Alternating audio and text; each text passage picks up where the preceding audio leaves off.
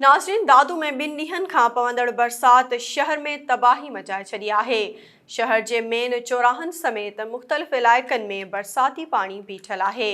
उन हवाले सां दादू जे शहरनि जो छा चवणु आहे, पेश आहे SS न्यूज़ जे रिपोर्टर अकील लाखो जी हीअ रिपोर्ट।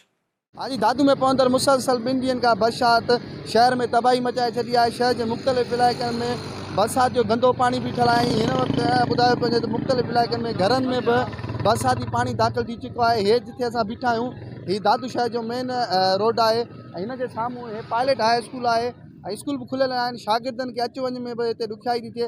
म्युनिसिपल इंतिज़ामिया ऐं पब्लिक हेल्थ तरफ़ां हिन वक़्तु हिन पाणी खे निकाल करण लाइ को बि उपाय न वरिता आहिनि।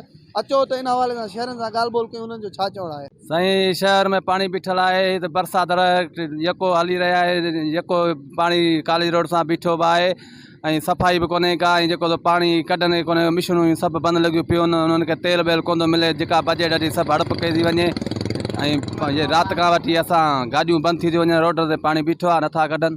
बाबा छा कयूं, असां हुकुमरान अहिड़ा आहिनि, सॼो खायो था वञनि, असां किथे वञूं? ग़रीब माण्हू, सॼो पाणी आहे, ॿोॾ आहे, रोज़ रोज़ गाॾियूं ख़राबु लॻियूं पियूं आहिनि। को ॿार बचे सां अचे वञे थो, किथे वञनि माण्हू? इंतिज़ामिया कुझु कनि ई कोन। गाॾी हींअर धिकियो पिया जो पंधु, गाॾी खे छा थियो तव्हांजी?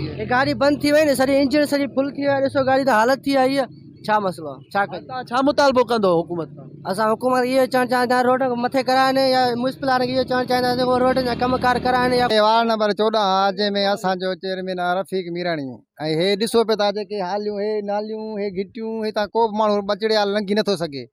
ऐं हिते जेका आहे यासर कॉलोनी आहे ऐं पासे में जेको त गुलशन मुनीर कॉलोनी आहे, जंहिंमां को बि निकाल जो सिस्टम कोन्हे। हे नालियूं ॾिसो था मथे आहिनि ऐं रस्ता रोड हेठि आहिनि ऐं जेको सो हितां ॿार बचो को बि नथो लंघी सघे। महिरबानी करे हितां सफ़ाई कयो। म्युनिसिपल इंतिज़ामिया खे ख़बर बि हुई त बरसाति पवंदी, त हिते को बि निज़ाम इंतिज़ाम कोन्हे को। हालत लगी पई आहे, हिते निकाल जो पाणी जो सिस्टम न आहे। हे पाणी हिते प्लाटनि में भरिजी वियो आहे, प्लाट न ठहिराइनि था न खपाइनि था।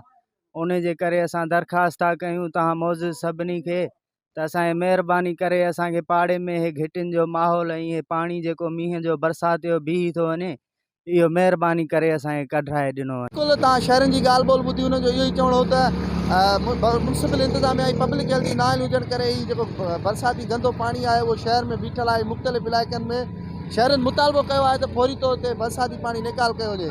कैमरा टीम सां गॾु अकील लाखो, SS न्यूज़ दादू।